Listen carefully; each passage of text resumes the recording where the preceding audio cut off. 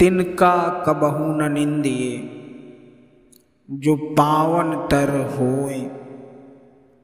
कबहू उड़ी आँख पड़े, तो पीर घनेरी होए। सद्गुरु कबीर साहब अपने इस दोहे के माध्यम से संसार के समस्त मनुष्य को समझाते हैं और कहते हैं कि एक छोटे से तिनके को कभी भी निंदा नहीं करनी चाहिए, उसे कभी छोटा नहीं समझना चाहिए।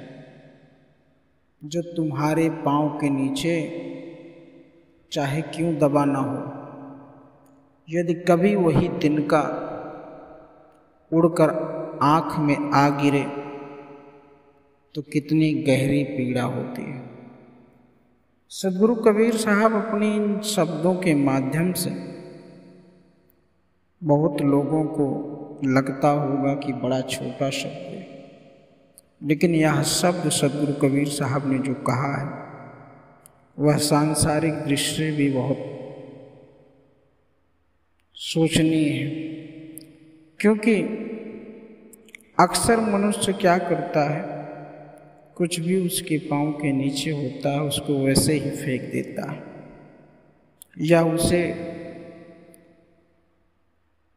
दबाकर कुचलकर आगे बढ़ जाता है। सद्गुरु कबीर साहब यह कहते हैं कि कभी भी किसी चीज़ को इग्नोर नहीं करना चाहिए, उसे ऐसे ही उससे दृष्टि हटाना आपके लिए घातक साबित हो सकता है।